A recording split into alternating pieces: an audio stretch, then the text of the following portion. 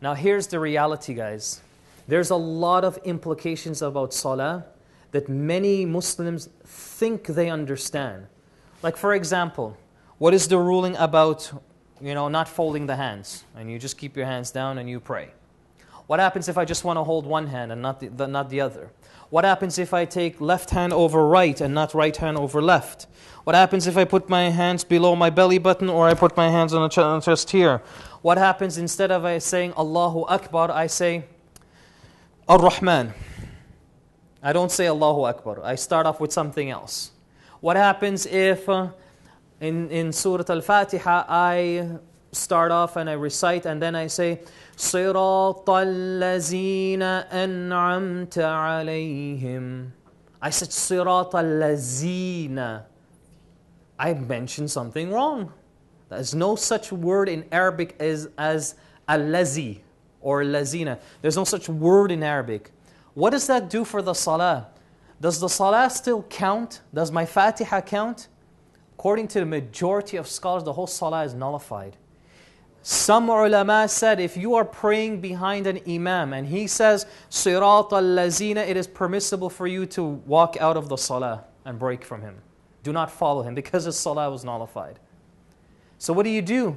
And then other implications. What happens if you're praying and a little kid is playing in front of you and you do this? Or you don't even do that. You just do a nice little crack, just a tiny little smile. What does that do for the salah? What happens if you're praying and you feel like, mashallah, dinner is kind of stuck somewhere here? So you feel it now, you start chewing on it and you swallow it. Does that nullify the salah? Are you allowed to eat anything or swallow anything whilst praying? What happens if you have a sore throat and you constantly need to spit? Now you need to spit, but you're still in salah. Are you allowed to spit on the floor if you're praying outside? I mean, don't spit on the carpet for sure, right? But are you allowed to do that? What do? What happens if somebody breaks open the line? Do you walk? How many steps are you allowed to take? Is it just 3 or 2, or can you literally just be like this? Okay, somebody took that one, you go back, and you're still in salah, right? All of these things here, believe it or not, they're very practical. It's things that you guys, I'm sure, have seen. A lot of Muslims think that they understand the fiqh rulings behind this. But this course here, inshaAllah, is designed to teach you what you should do. When mistakes happen in salah, when it comes time to praying the salah, how do you know you have a perfect ruku' and sujood? How do you know you have a perfect salah? And let me tell you, the Prophet ﷺ once mentioned that if your salah is good on the Day of Judgment, what happens with everything else? All of everything else is good. Salah is the key to entering you in Jannah. If you want the key to enter you in Jannah, the key is in salah. Perfected, and inshaAllah the rest of your life is also perfected. Also in the course here we have discussion on khushu'. Khushu' does not mean fear of Allah. A lot of people think it means when you have khushu', you need to be in this deep state of concentration. The word khushu', it means that your body, your limbs are physically afraid of Allah. So when you cry, that's called khushu'. When you're focused and you're not like scratching and you're not fixing, you're not tying your hijab, that's not khushu' anymore.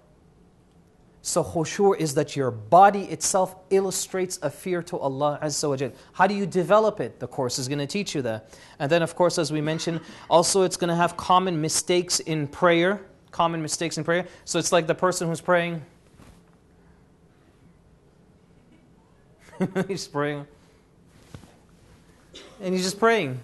Does the salah count? Does he lose reward? What happens to this person? Or what happens if a person feels an itch on his foot? So he's like this and he can't do it, so he bends down, he scratches his foot, and then he comes back up. What happens if a person's cell phone rings and he shuts it off? I mean, I see this so many times. I'll call you back. And he goes back into salah. What happens to his salah? Nullified? Does he have to repeat? Does he just have to repeat the rak'ah as opposed to the entire salah? All of these things, guys, the brothers, inshaAllah, will give you all the details to enroll into this course. This is a fundamental course. It's a course that if you are Muslim, you better be in it.